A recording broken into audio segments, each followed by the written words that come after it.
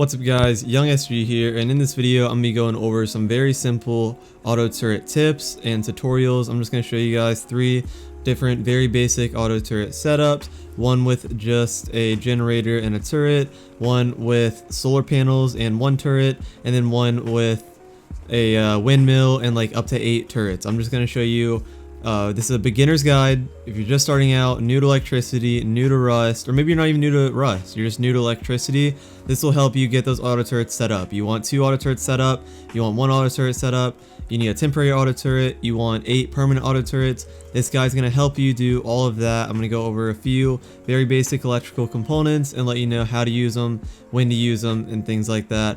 So anyway, let's go ahead and get into the very first auto turret setup, and if you would, go ahead and hit that subscribe button. Alright, so for the very first auto turret setup, all you're going to need is a wire tool, a gun to put in the auto turret, and a generator. Do be reminded that the generator does take low grade, so every time you turn this auto turret on, it's going to be consuming low grade. So this is more of a temporary auto turret. It's not a permanent fix. It's not permanent base defense. It's more so if you want to like maybe have a trap base or quick raid defense, quick raid offense. A lot of people use this auto turret when they're doing online raids.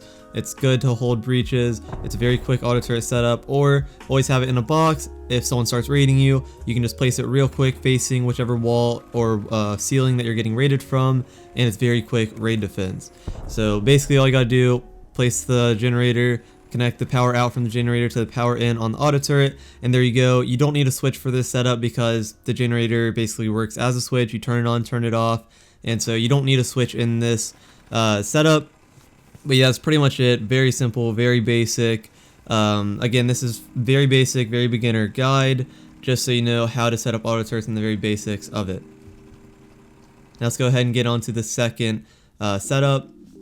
Now the second setup, I'm going to show you how to do 2 auto turrets. This setup can support up to, I believe, 7 auto turrets because medium batteries have a max output of 80. So I could be wrong on that. It could be max output of like 50 or 60. But either way, I know this can support up to 4 auto turrets.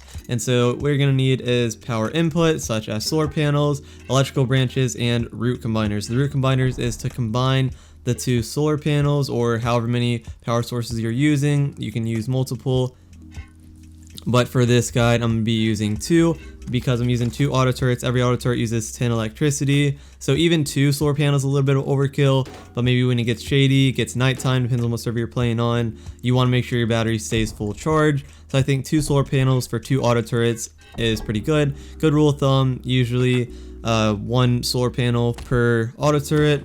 Or if you're using a windmill, we'll go over that later, but it's basically just 1 windmill for like up to 5 plus auto turrets to be very comfortable. But you want to take the root combiner, take both of the power ends, connect them to the solar panel so both solar panels are combining into the root combiner, place a battery, and then take the power out from the root combiner and just put it into the medium battery. Now again, medium battery output is different from large battery output, so for more electric intensive setups, you're going to want to use a large battery, but since we're only doing like 2 auto turrets, 2 to 4 auto turrets, maybe a few lights, a medium battery should be fine. And then we're going to place a switch to turn on and off the auto turrets, and then an electrical branch to branch out the electricity. Now for small setups like this, you can use splitters, but I feel like electrical branches are easier to like expand. So for example, a splitter, you could easily do 3 auto turrets, but electrical branch you could easily do basically until you're out of electricity, so up to 8 on a large battery.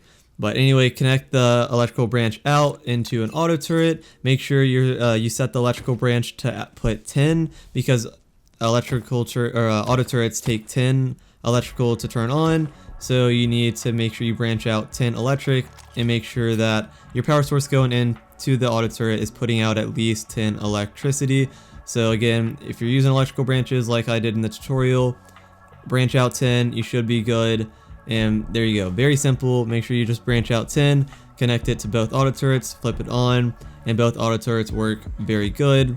That's pretty much it for this part. Let's go ahead and go on to the very advanced part of this guide, where again, it's not really advanced, it's still very beginner, but I'm just going to show you guys like how to have 8 auto turrets running off 1 windmill and still be very comfortable. Also, I just want to say, if you want more advanced tutorials like heartbeat sensors, trap-based designs, automatic opening doors, or like a switch that opens all your doors in the base, something like that, let me know down below. Let me know what kind of guide you want and I can do that. But anyway, let's go ahead and get on to the third and final auto turret setup. Alright, for the final part of this video, I'm just going to be showing you guys me setting up 8 auto turrets and how to do it, re-go over anything that might help you guys. Basically, for the setup, you just need 8 auto turrets, 8 weapons for the auto turrets, obviously. You need 7 root combiners, 7 electrical branches. Since we're only using 1 windmill, which is all you need, we're not going to need a root combiner because you don't need to combine any power sources. So 1 wind turbine for 1 large battery is good, but if you want to be safe, or if you're building at lower altitudes, you're going to need 2 wind turbines, because wind turbines, their electricity depends on how high you place them. So for example, if you look in this video, if I placed it right there, it would give like 30 electricity. If I build it up some, it'll give up to 150 electricity. So it depends on how high your base is, how big your base is.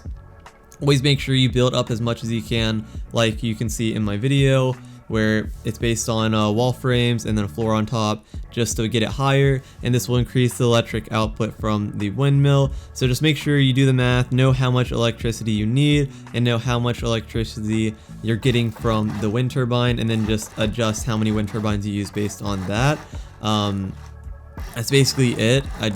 I'm building up right here so that I make sure I get enough electricity, but you can see even at this altitude it's only like 60, so I'm gonna go ahead and build up some, make sure it's giving 100, and then get on to the next step of the tutorial. Again, just get your electrical source down. For example, we're using a wind turbine because we're using a big electrical setup. Wind turbines are great for that, just make sure you place it high enough. Then just take the power out from the wind turbine, put it into the large battery power in, and there you go. You got your electricity going in your battery's charging, and now you can just split the energy from the large battery to anything you want. But for this tutorial, we're just going to be using a switch, put it into the switch, and then into the electrical branches. Again, for any auto turret setup, you're going to want some way to turn the auto turrets off, just in case one of your teammates forgot to off is like the main thing, or to refill ammo. You're always going to need to refill ammo if it runs out, so a switch is always good to have. And you're going to want to switch in every single setup except for generator setup, because the generator acts as a switch as well. So anyway, put the power out from the large battery into the switch, and then from the switch into every electrical branch, and then just take every power out and then put it into the power in of every electrical branch.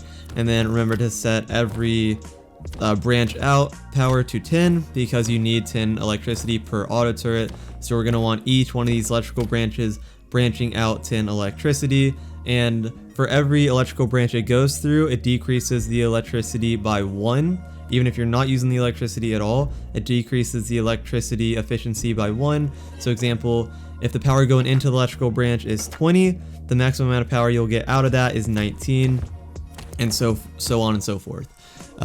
Basically, I'm just going to finish setting up all these electrical branches, make sure each one is branching out 10, and then I will branch them into the... So that's pretty much it for this video. For the rest of this video, I'm just going to show me connecting all the auto turrets and showing that it actually does work.